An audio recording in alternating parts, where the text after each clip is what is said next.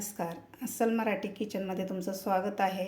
तर आज आपण झटपट होणारी शेंगदाण्याची भेळ बनवलेली आहे. हे भेळ करायला खूपच सोपे आहे आणि खायलासुद्धा खूप छान लागते.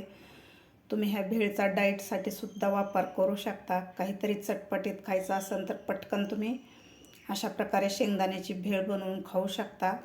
चला तर मग रेसिपीला सुरुवात करूया. आज आपण बनवणार आहोत चटपटीत शेंगदाण्याची भेळ.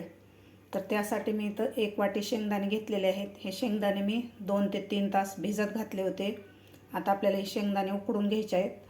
तुम्ही न भिजत घालतासुद्धा उकडून घेऊ शकता. आता पाणी गरम करायला ठेवलेलं आहे. आता आपल्याला हे शेंगदाणे उकडून घ्यायचे आहेत. आपलं उकळलेलं आहे. मी 1.5 ग्लास पाणी ठेवलेलं होतं. आता यामध्ये घालायचं आपल्याला मीठ.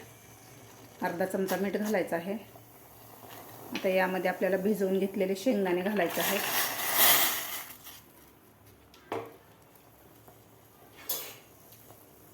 आता हे शेंगदाणे आपल्याला 5 ते 6 मिनिट उकडून घ्यायचे आहेत.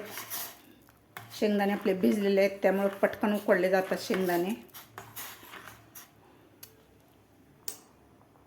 आपले शेंगदाणे उकडत आहेत तोपर्यंत आता आपण इथं कांदा, टोमॅटो, काकडी, मी 2 हिरव्या मिरच्या घेतलेल्या आहेत आणि थोडीशी कोथिंबीर घेतलेली आहे. ते कापून घ्यायचं आपल्याला. व्यवस्थित आपल्याला हे बारीक कापून घ्यायचं आहे.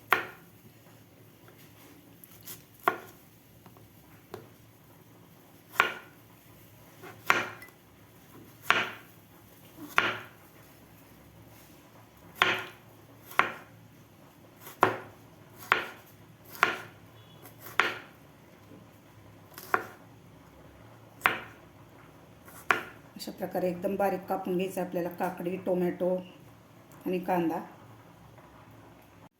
5 ते 6 मिनिट मी हे शेंगदाणे उकडून घेतलेले आहेत. असे मस्त शेंगदाणे आपले उकडलेले आहेत.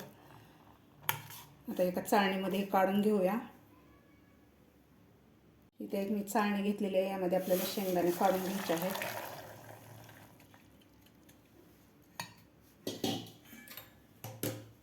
आता हे शेंगदाणे आपल्याला थोडेसे थंड करून घ्यायचे आहेत. थंड झाल्यानंतरच बाकीचं साहित्य आपल्याला हे शेंगदाण्यामध्ये घालायचं आहे. उकडून घेतलेले शेंगदाणे आपले व्यवस्थित थंड झालेले आहेत. आता यामध्ये घालायचे बाकीचं साहित्य: काकडी, टोमॅटो, 2 हिरव्या मिरच्या बारीक कापून घेतलेल्या, कांदा,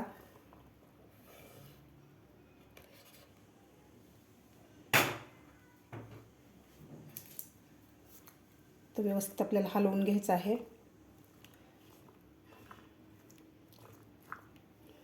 आता यामध्ये घालायचं आपल्याला थोडंसं मीठ. अगोदरसुद्धा आपण शेंगदाणे उकडताना मीठ घातलेलं आहे. थोडीशी काश्मीरी लाल तिखट घेतलेलं आहे. तिखट तुमच्या आवडीप्रमाणे घालू शकता. हिरवी मिरचीसुद्धा मी अगोदर घातलेली आहे. भाजलेले जिऱ्याची पूड, चाट मसाला. आता व्यवस्थित आपल्याला हलवून घ्यायचं आहे. आता यावरून घालायची आपल्याला कोथिंबीर.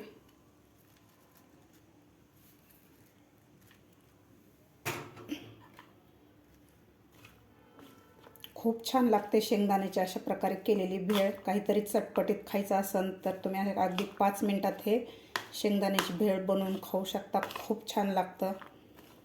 तुम्ही हे डाएटसाठी सुद्धा याचा वापर करू शकता.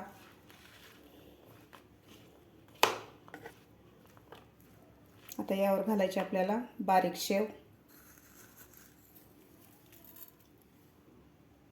यावरून थोडासा आपल्याला लिंबाचा रस घालायचा आहे.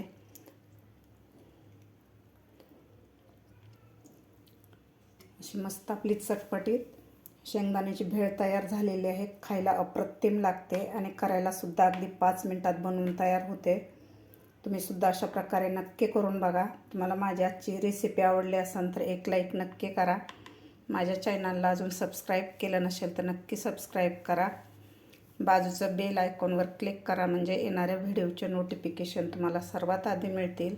भेटूया अशाच एका छानशा रेसिपीसोबत. तोपर्यंत धन्यवाद.